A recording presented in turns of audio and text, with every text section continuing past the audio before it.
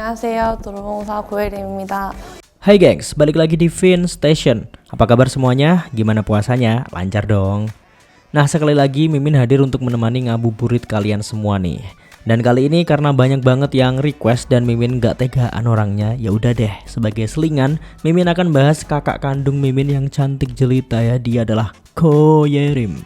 Ini kan yang kalian mau? Ya udah deh, kita langsung mulai aja mengintip profil dari seorang Ko Yerim. Markimul, mari kita mulai. 오빠 배구 안 볼 거야? 오빠 배구 안 볼 거야? Ko Yerim lahir pada 12 Juni tahun 1994 di Incheon, Korea Selatan. Dia memiliki seorang ayah dan ibu tentunya ya, dan satu kakak laki-laki. Ko Yerim memiliki tinggi yang tanggung sebenarnya sebagai seorang pemain voli, yakni 177 cm. Nggak tinggi-tinggi banget, nggak pendek juga. Dia berposisi sebagai outside hitter dan bermain untuk Hyundai Hill State. Yerim kecil sebenarnya tak mengenal voli, bukan karena dia tak suka dan dilarang orang tua, hanya saja di SD tempatnya tak memiliki tim voli seperti sekolah lainnya. Nah, ketika dia kelas 4 SD, ada pelatih voli dari sekolah sebelah yang datang untuk mencari bakat-bakat baru nih di sekolah Yerim. Yang dicari adalah siswi yang agak-agak tinggi, dan Yerim adalah salah satu siswi yang lumayan tinggi dibanding teman-temannya. Awalnya saat ditawarin dia nggak terlalu tertarik tuh. Apa sih bola voli? Satu bola kok direbutin banyak orang, kayak aku aja. Akhirnya si pelatih voli tadi mengunjungi rumah Yerim dan berbicara dengan sang ibu untuk membujuk Yerim agar mau bermain voli.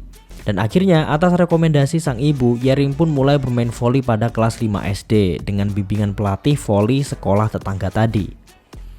Setelah lulus dari SD, Ko Yerim bersekolah di 3 SMP yang berbeda nih gengs. Jadi setiap tahun dia pindah-pindah sekolah tuh. Mimin kurang tahu alasannya sih. Bagi yang tahu silahkan diisi aja di kolom komentar ya. Ntar Mimin pin. Kemampuannya bermain voli bisa dibilang tidak terlalu berkembang karena setiap tahun dia pindah-pindah sekolah. Di mana tahun pertama dia bersekolah di Bupyeong Girls Middle School pada periode 2007-2008. Lalu pindah lagi pas kelas 2 di Suil Girls Middle School. Kelas 3 pindah lagi ke Jungang Girls Middle School. Nah di sini Ko Yerim udah mutusin buat sekolah di Jungang aja lah, gak usah pindah-pindah capek. Dan dia bahkan melanjutkan SMA-nya di Jungang Girls High School juga. Sayangnya lagi-lagi ada hal yang memaksanya harus pindah sekolah. 서울 유명 사립대학교에서 교수가 학생들을 성추행했다는 의혹이 Jadi pas kelas 2 di SMA Jungang ini ada sebuah insiden pelecehan seksual yang terjadi di tim voli SMP maupun SMA di Jungang. Jadi mau nggak mau tim voli sekolah juga dibubarkan dan dipindahkan ke Gangneung Girls High School. Pindah lagi akhirnya nih anak. Namun di Gangneung yang harusnya tinggal setahun aja nih masa sekolahnya si Yerim justru harus mengulangnya sehingga dia nambah setahun lagi. Jadi kayak anak gak naik kelas gitu. Tapi padahal anak pidana aja ya yang wajib mengulang. Sebenarnya sejak di Jungang kemampuannya bermain voli udah mulai terasa dan sedikit demi sedikit jauh lebih baik. Kalau aja waktu itu di Jungang gak ada insiden, mungkin Ko Yerim udah jadi pemain yang bagus banget di SMA-nya. Nah di tahun terakhirnya SMA, yakni 2013, Ko Yerim mendapatkan penghargaan pertahanan di divisi sekolah menengah putri di kejuaraan bola voli nasional putra putri ke-68. Jadi udah terlihat ya kalau Ko Yerim ini udah semakin terasa nih kemampuan volinya. Di tahun yang sama, dia juga mulai mengikuti draft pemain V-League. Dalam draft pemain 2013, sebenarnya Ko Yerim ini berpeluang besar bergabung dengan Daejeon KGC. Namun karena beberapa alasan, dia akhirnya malah bergabung dengan Expressway High Pass. Semakin dipandang Yerim ini mirip personilnya Sister gak sih? Si Dasom. Tuh kan mirip ya? Anjing, kenapa gue tahu personilnya Sister? Aduh lanjut deh. Akhirnya pada musim 2013 dan 2014, Ko Yerim resmi bergabung dengan Expressway High Pass. Di musim pertamanya, posisi Yerim berubah-ubah tuh, kadang di kiri, kadang di kanan. Di awal debutnya, Yerim udah sering dimainkan, tapi secara kualitas permainannya masih mengecewakan.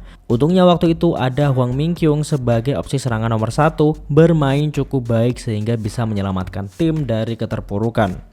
Kendati demikian, Yerim bermain semakin baik lagi di babak-babak selanjutnya. Kemudian dia mencetak rata-rata 10 poin hampir di setiap permainannya. Angka yang cukup bagus untuk seorang debutan. Permainan baiknya tak lepas dari seringnya dia mendapatkan kepercayaan dari sang pelatih. Bahkan pada musim tersebut juga dia berhasil menyabet gelar Rookie of the Year, mengalahkan pesaing-pesaingnya. Di musim keduanya permainan Go Ye-rim ini menurun. Terlebih setelah kemunculan Moon Jung-won, dia selalu menjadi pemain pengganti. Seperti yang udah pernah Mimin katakan ya, kalau banyak pemain voli di Korea yang tampil baik di musim pertamanya, biasanya di musim kedua penampilannya akan menurun drastis. Dan ini dinamakan kutukan musim kedua. Hal inilah yang terjadi kepada Go Ye-rim. Terlebih posisi bermainnya di high pass agak ambigu sebenarnya, karena setiap lini sudah terisi dengan para pemain berpengalaman dan tentu saja lebih bagus daripada Ye-rim. Posisi sayap kiri yang notabene adalah posisi aslinya juga udah padet banget.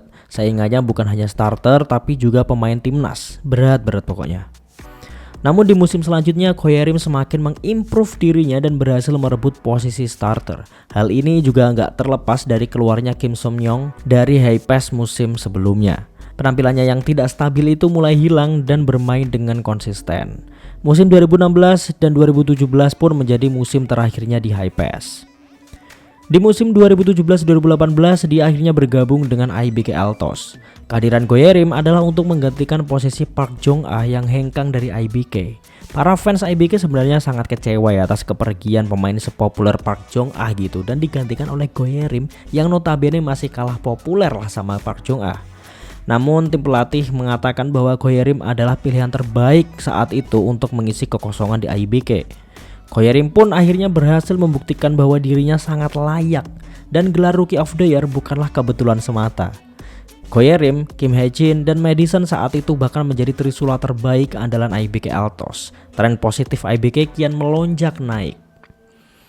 Ye-rim tak hanya berjasa dalam serangan IBK namun juga dalam segi pertahanan. Pandangan penggemar pun mulai melirik Ye-rim yang tak hanya cantik dari segi penampilan namun juga cantik secara permainan. Bahkan pada musim 2017-2018 dia terpilih menjadi salah satu yang tampil di All Star. Sejak itu Ye-rim punya julukan baru nih yakni Hwasong Flower, merujuk pada Flower Princess. Jadi Ye-rim adalah Flower Princess-nya dari Hwasong, kayak gitulah kira-kira ya. Di musim 2017 dan 2018 adalah puncak karirnya di mana serangan dan pertahanannya meningkat dengan drastis. Seperti yang udah bisa ditebak, setelah puncak pasti akan menurun lagi ya. Setelah itu di musim-musim berikutnya permainannya menurun dong. Meskipun dia masih menyumbang banyak poin, namun di beberapa pertandingan tak bisa membawa kemenangan bagi tim. Musim 2018-2019 pun berakhir bersama berakhirnya karir Go Ye-rim dengan IBK. Sebenarnya berbagai upaya dilakukan supaya dia bisa tetap bertahan di IBK nih. Namun tak seperti yang diharapkan, kontraknya bersama IBK benar-benar berakhir. Dan pada musim 2019-2020 dia akhirnya bergabung dengan Hyundai Hill State. Sebelum musim pertamanya di V-League bersama Hill State, Doi menunjukkan performa yang luar biasa di KOFO Cup dan memenangkan MVP. Ye-rim berhasil mencetak 26 poin di final melawan KGC dengan skor 2-3 waktu itu. Dengan ini Hill State menjuarai KOFO Cup 2019-2020. Di awal musim V-League, Go Ye-rim kembali naik turun secara permainan ya. Dia selalu dijadikan sasaran servis bahkan yang sering kebobolan dan poin untuk lawan. Bahkan di beberapa momen sepertinya Go Ye-rim ini terkena mental, gengs. Bagaimana enggak ya di Piala KOFO dia bermain baik, tapi lah kok pas di liga melempem gitu. Tapi semuanya itu berubah sejak round 2. Dia seolah kembali ke pengaturan pabrik dan bermain baik. Bahkan berhasil menjadi MVP di round kelima. Sayang saat di round ke-6 liga dibatalkan karena COVID-19 yang mulai mengerikan. Tercatat dalam 27 pertandingan, Go Ye-rim mencetak total 239 poin dan menduduki peringkat ketiga liga dalam hal receive serve dengan 292 receive. Musim 2020-2021 pun tiba. Dia lebih banyak di bangku cadangan yang di musim ini daripada starter ya. Meskipun di akhir musim dia berhasil mengemas 286 poin dari 30 pertandingan dengan tingkat keberhasilan sekitar 33%. Ya rendah sih. Masuk kemudian di musim 2021-2022. Di sektor kiri tiba-tiba ada persaingan lagi nih di Hillstead. Gimana enggak ya, Jong Ji-yeon malah dipindahkan ke sektor kiri pada saat itu pada KOFO Cup 2021-2022. Tapi secara mencetak poin sebenarnya Go Hye-rim ini masih cukup stabil kok di gelaran KOFO Cup tersebut.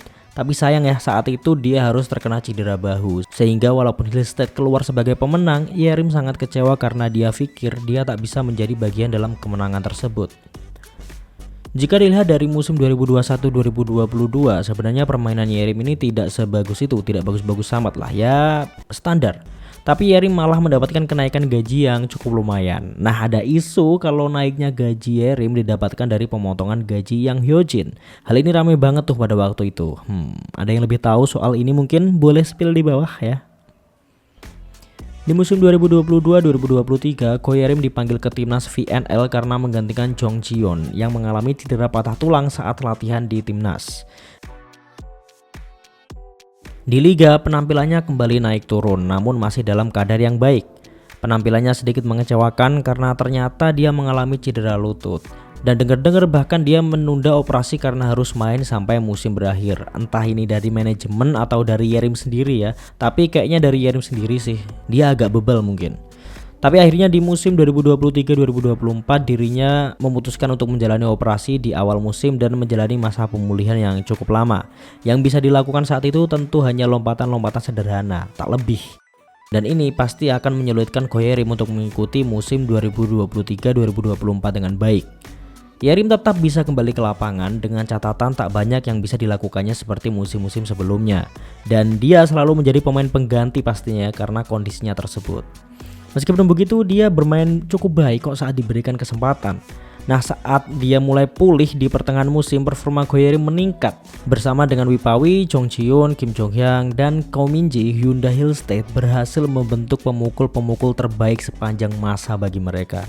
Ditambah Go Hye-rim juga berhasil menjadi bagian yang mengantarkan Hyundai Hillstead tampil di babak playoff musim ini bersama Red Sparks dan Pink Spiders. Semoga sih di babak playoff nanti pas lawan Red Sparks Hye-rim bermain dari awal ya. Kita lihat dia melawan gempuran Gia dan Mega. Aduh jadi gak sabar kan. Ya udah deh, mungkin segitu dulu gengs ulasan tentang Go Hye-rim. Mimin tahu ini terlalu singkat, tenang aja, mungkin nanti akan ada part 2-nya. Mimin tahu kok ini kan pemain yang kalian semua idam-idamkan gitu. Mimin juga sih. Sorry kalau ada salah kata ataupun data, Mimin hanyalah manusia biasa yang penuh dosa walaupun calon penghuni surga. Semoga kalian semua suka dengan videonya. Diharapkan jika ada sedikit rezeki bisalah sawerannya. Cukup sekian dari saya, Mimin yang penuh cinta, bersahaja dan sedang menuju ke taraf hidup yang sejahtera. Amin. Udah pokoknya bye bye guys, cari takjil dulu ya. I know you told your friend you're not okay. And tell me what's wrong and why you never said you felt that way.